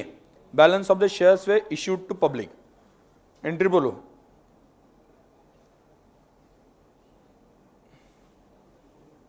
Bank account debit, bank account debit bracket में लिखना 50,000 इंटू 10, कितना? 5 लाख। 10 का ही है ना? Yes. Remaining shares to share application and allotment. Application allotment एक साथ ही ले पूरा, to share application allotment account कितना 5 लाख, और एप्लीकेशन अलॉटमेंट कहां पे ट्रांसफर कर देंगे? हाँ, अगली एंट्री क्या आएगी? Equity share application oblique allotment account debit to equity share capital account कितना 5 लाख। अभी वो बोल रहे हैं कि बैलेंस शीट बनाओ। क्या बैलेंस शीट में के 3 चीजें है। पहली, शेयर कैपिटल 40,000 शेयर्स एसेट के लिए इशू किए और 50,000 शेयर्स कैश के लिए, मतलब टोटल 90,000 शेयर कैपिटल है। 90,000 इंटू 10 9 लाख। आगे बोलो, आगे बोलो। बैंक में कितना 5 लाख, और एसेट में कितना, टेंजिबल एसेट में 4 लाख। बात खत्म। मतलब 3 आइटम्स है। शेयर कैपिटल वहां पर लिख देना, शेयर कैपिटल कितना है, बैलेंस शीट के आइटम्स लिख देना, balance sheet items. Balance sheet आपको पता है ना फॉर्मेट, उसमें लिखना है, बट उसमें कुछ कैलकुलेशन है ही नहीं। शेयर कैपिटल कितना 90,000 इंटू 10 9 लैक्स। इसमें कुछ प्रीमियम होगा, कुछ भी नहीं, रिजर्व एंड सरप्लस भी नहीं बनेगा। लास्ट टाइम तो ऐसा था, प्रीमियम था, शेयर्स फॉरफिट किए थे तो कैपिटल जो बन गया था। यहां पे कुछ भी नहीं है। बाद में क्या, टेंजिबल एसेट कितनी है 4 लाख। टेंजिबल एसेट कितनी है, लैंड एंड बिल्डिंग 4 लाख। और अगला क्या है, कैश ना, कैश एंड कैश इक्विवेलेंट कितना है 5 लाख।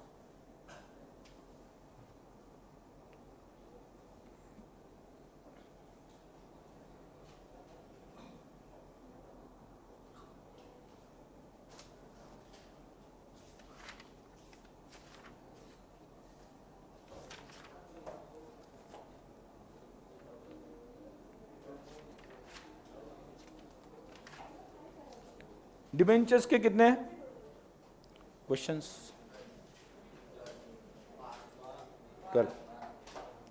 अब यहां पे देखो डिबेंचर्स में क्या होता है, ध्यान देना। एंट्रीज जो है इक्विटी प्रेफरेंस और इक्विटी की, तो वही एंट्रीज है जैसा कि आपने अभी किया, application account debit, bank account debit to application to share capital.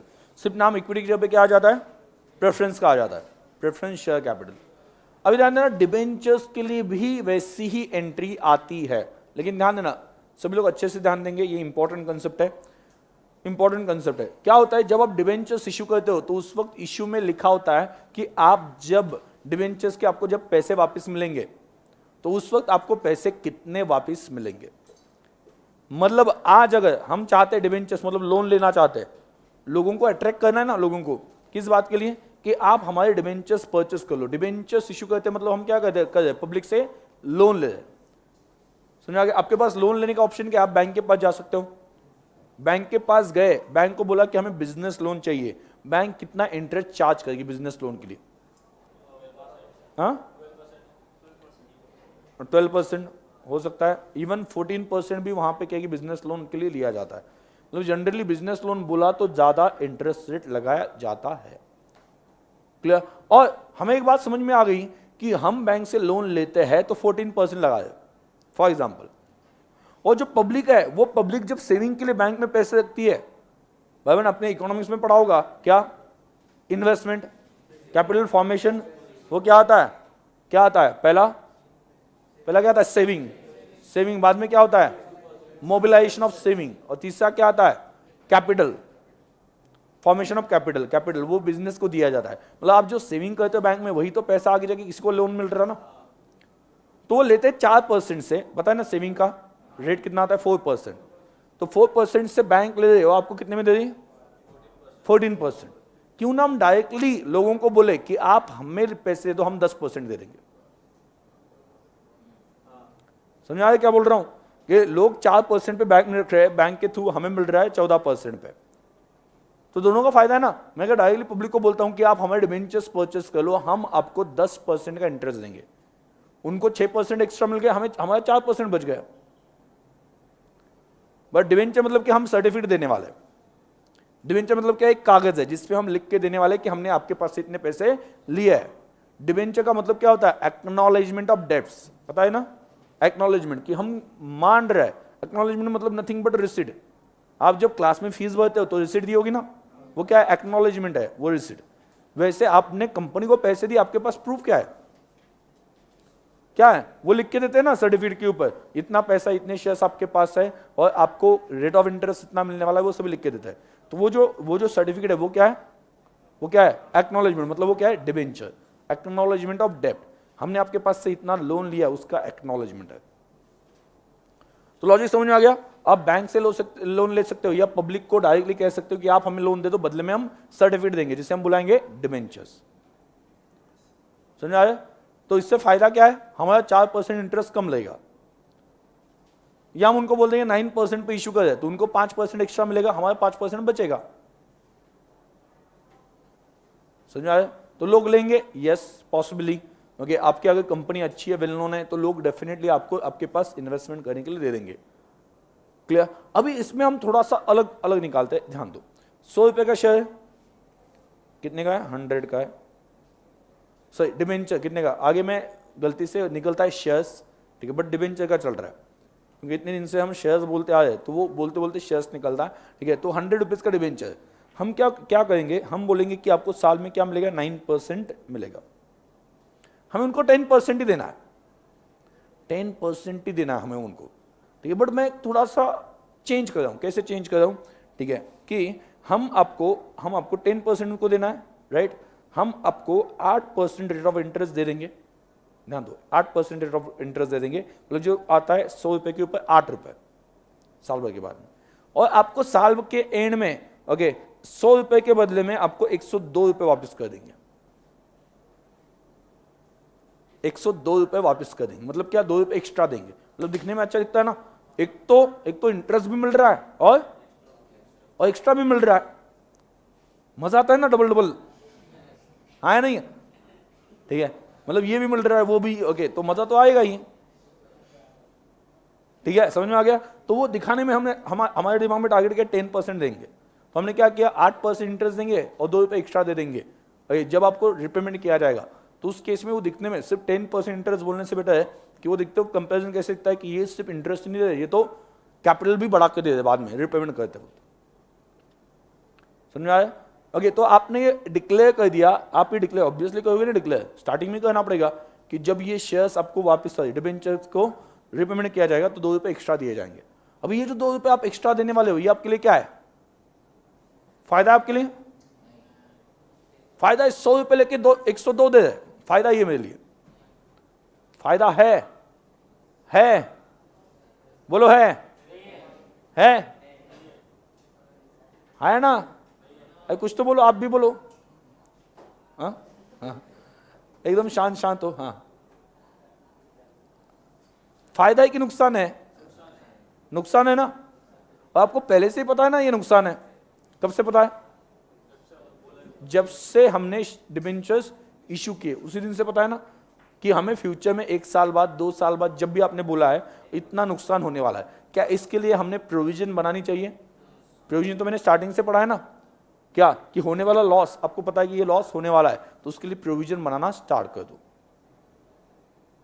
समझ आए, मतलब मैं आज ही दिखा दूंगा कि मैंने ये डिबेंचर्स इशू किए तो इसमें मैंने कुछ लॉस इनकर किया है, मेरा लॉस होने वाला है।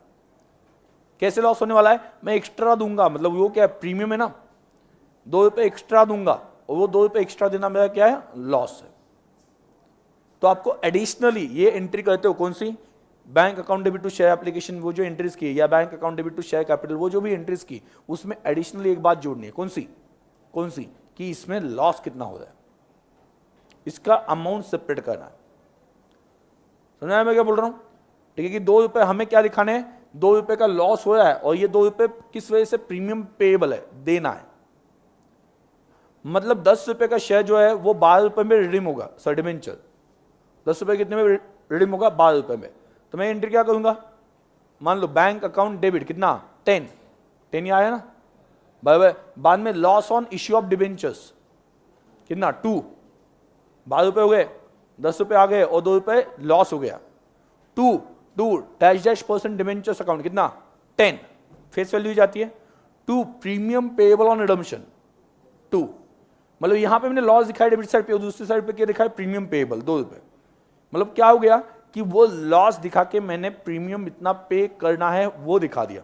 अब ये जो लॉस दिख रहा है ना, ये जो लॉस दिख रहा है वो लॉस हम कहां पर ट्रांसफर करेंगे, P&L अकाउंट में, बट एक साथ नहीं, डिबेंचर जितने साल रहने वाले ना उतने साल में उसे डिवाइड कर देंगे। मतलब डिबेंचर 21 साल रहने वाले तो पूरा 2 रुपये कहाँ पे, पी एंड अकाउंट में इस साल। मैं एक डिबेंचर की बात कर रहा हूँ, मल्टीप्लाइड बाय जितने डिबेंचर्स होंगे उससे मल्टीप्लाई कर दो।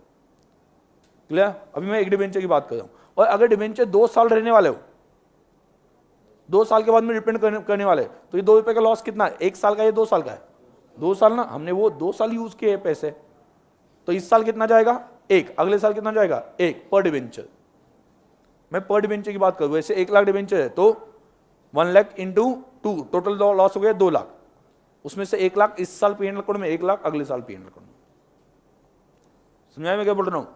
ये चेंज होता है कहां पे, डिबेंचर्स में। जब भी आप शेयर्स इशू करते हो तो उनको कोई कमिटमेंट नहीं देते हो कि रिपेमेंट के टाइम पे इतना मिलेगा, बट डिबेंचर के केस में ऐसी कमिटमेंट हो सकती है, और अगर दी हो तो उस केस में आपका नुकसान है। अभी आप मुझे बताओ नुकसान कहां कहां पे, 100 रुपए पे इशू किया डिबेंचर और रिडीम भी 100 रुपए पे होने वाला है, नुकसान है?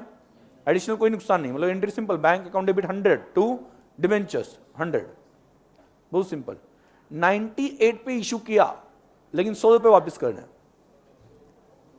लॉस है कि नहीं है? है। कितना लॉस है? 2 रुपए। भाई 2 रुपए लॉस है, वो वैसे ही करना जैसा मैंने आपको बोला। बाद में 106 पे इशू किया, 106 पे इशू किया और रिडीम कर 110 पे, ठीक है? 106 पे इशू किया और रिडीम होने वाला है 110 पे, क्या लॉस हो रहा है? कितना? 4 रुपए या 10 रुपए?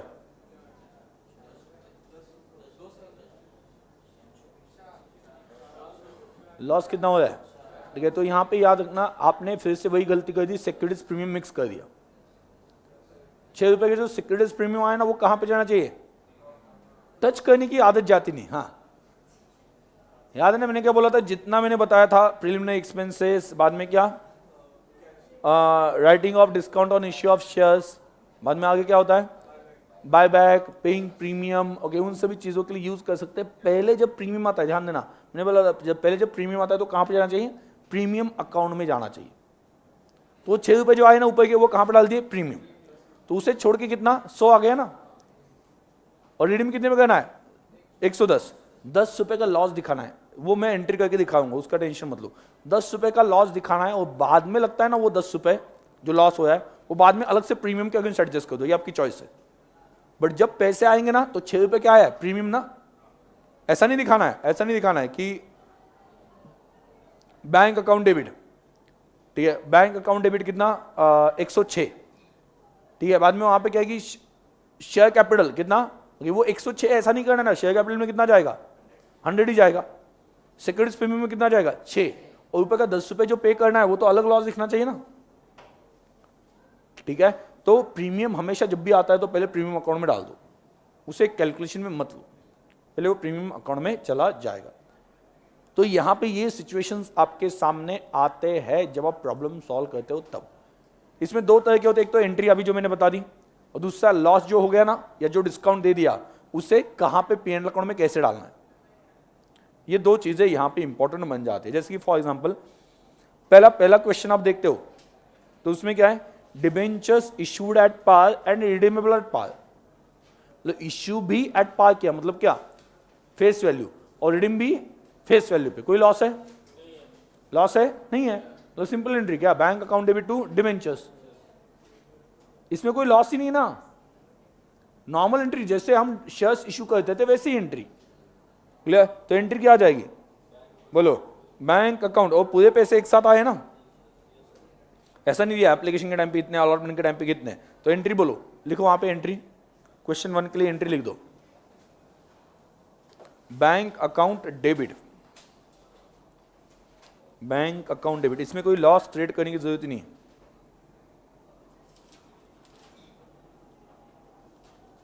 पूरा पैसा एक ही साथ आया ना,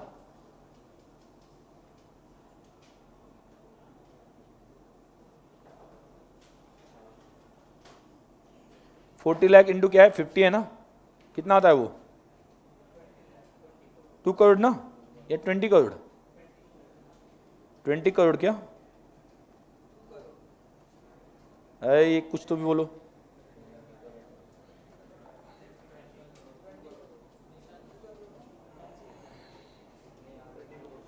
bank account debit to debenture application and allotment, पूरा पैसा एक साथ ही मिला है ना।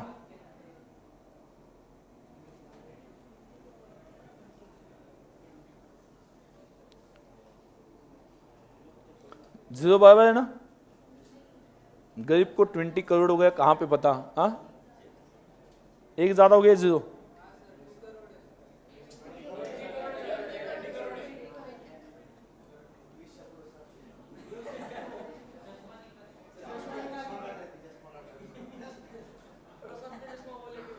आ गया।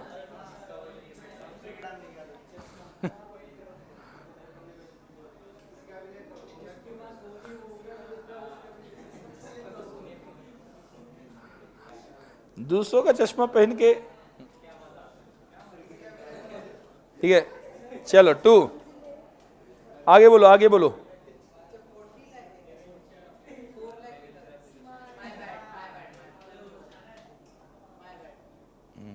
माय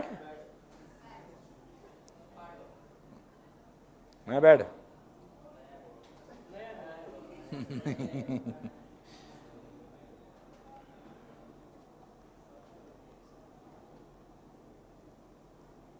अकाउंट डेबिट कितना 20 तो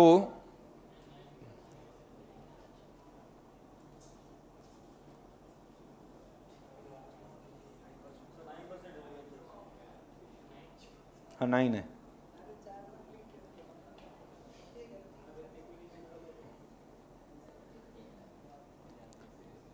इसमें तो कोई टेंशन ही ना, वैसा ही किया ना जैसा आप कहां पे कर देते हैं, शेयर्स में कर देते हैं। अभी टेंशन कहां पे, ये आपको सोचना कहां पे पड़ेगा, जहां पे डिस्काउंट स्टार्ट होता है या जहां पे एक्स्ट्रा रिपेमेंट करने वाले वहां पे लॉस बुक करना पड़ेगा अभी, ठीक है। और बाद में वो जो लॉस बुक किया ना वो पीएनएल अकाउंट में जाएगा, वो भी कैसे जाएगा, जैसे डिबेंचर्स की लाइफ है उसके अकॉर्डिंगली। वो आगे मैं और डिटेल में समझा दूंगा लॉस कैसे पीएनएल अकाउंट में जाता है।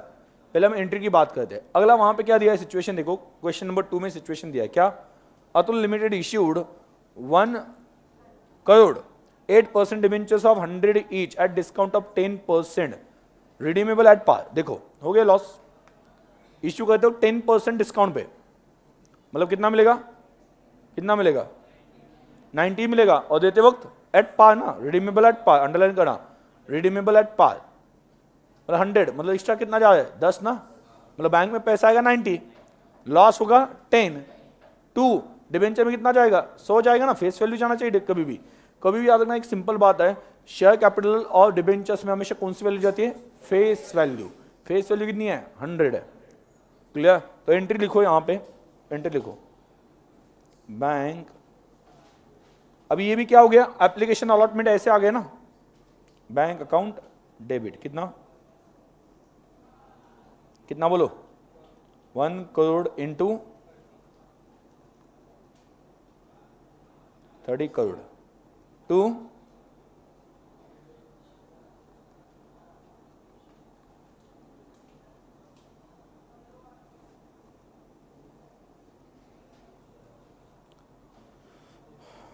आगे बोलो। लॉस दिखाना है बट वो कब दिखाएंगे, अलॉटमेंट के टाइम पे दिखा देंगे, समझ में आगे। लॉस दिखाना है बट अलॉटमेंट के टाइम पे दिखा देंगे कि एग्जैक्टली डिबेंचर जब इश्यू होता है लोगों को दिए जाते हैं तब हम कह सकते हैं लॉस इतना हो गया। अभी तो सिर्फ एप्लीकेशन आ गया ना, पैसे जितने आए उतने रख दो। अगला बोलो डिबेंचर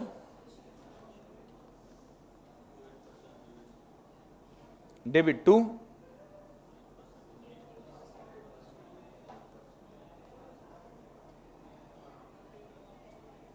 कितना आता है, वही ना 30 करोड़ 30 करोड़। आगे बोलो अभी अलॉटमेंट का, अभी लॉस बुक कर दो। देखो अलॉटमेंट का कितना पैसा आने वाला है। डिबेंचर में तो देखो 30 करोड़ गए, मतलब 30 रुपए गए, और कितने जाने डिबेंचर में 70, फेस वैल्यू कंप्लीट करनी है ना 70, लेकिन उसमें से एक्चुअली अलॉटमेंट के टाइम पे कितना मिलेगा 60, और बाकी 10 का लॉस। तो एंट्री करो डिबेंचर अलॉटमेंट अकाउंट डेबिट कितना 1 करोड़ इंटू 60 आएगा ना, 60 करोड़। बाद में डिस्काउंट ऑब्लिक लॉस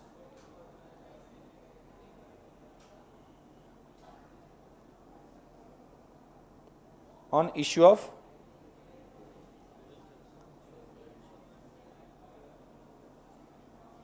कितना है,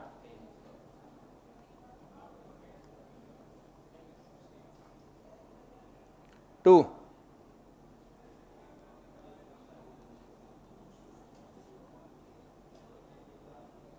कितना है 1 करोड़ इंटू 70।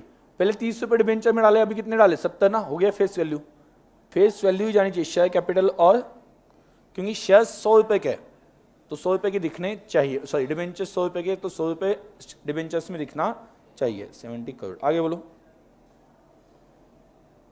हाँ बोलो। बैंक अकाउंट डेबिट टू, क्या bank account debit to debenture कितना 70 नहीं 60 आएगा। तो समझ में आ गया, लॉस हमने दिखा दिया।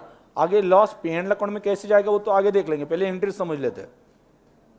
ये वो भी इतना डिफिकल्ट कुछ भी नहीं है उसमें, ठीक है, बट एंट्री समझ लो कि लॉस वहां पे क्या हम दिखा रहे, क्योंकि सिंपल बात है, आज मैं अगर उससे 90 में इशू कर रहा हूं, कल जाके 100 रुपये देने ना, स्ट्रेट फॉरवर्ड आज मुझे पता है कि 10 रुपये का लॉस है, तो वो लॉस दिखा दूंगा, उसकी प्रोविजन बननी ही चाहिए, ठीक है, उस लॉस की प्रोविजन। अभी यहाँ पे देखो प्रीमियम पेएबल नहीं दिख रहा है, क्यों? क्योंकि हमने 100 रुपये के ऊपर ज्यादा नहीं, कुछ नहीं दे रहे। प्रीमियम कब आता है, ठीक है, ध्यान दो। 98 पे शेयर्स इशू किए, सॉरी डिबेंचर्स 98 पे इशू किए, और 102 पे क्या होने वाला है, क्या होने वाला है, रिडम्पशन। अभी देखो एंट्री क्या आएगी, bank account debit 98, discount oblique loss कितना आएगा 4, करेक्ट है ना, 4। To share capital, sorry to debentures 100, to premium payable 2। समझ आ गया, मतलब कैपिटल का 2 रुपये लॉस और प्रीमियम का 2 रुपये लॉस। समझ आया? तो यहां पे ऊपर कुछ नहीं दे रहे ना, वापस 100 रुपये ही दे रहे ना, इस वजह से प्रीमियम पेएबल नहीं दिख रहा है यहां पे। क्यों? क्योंकि 90 रुपीज में इशू किया डिबेंचर, बट फेस वैल्यू वापस करने 100 रुपये, तो प्रीमियम एडिशनल कुछ पेएबल है 100 रुपये के ऊपर, ऐसा नहीं दिखाई देगा। समझाइए सभी को, पक्का डन? किसी को कोई डाउट नहीं? ठीक है, तो बाकी का अगले लेक्चर में देखेंगे। अगले लेक्चर में मेन पॉइंट्स इसके रहने वाले हैं, क्लियर, डिबेंचर्स के। ओके चलो।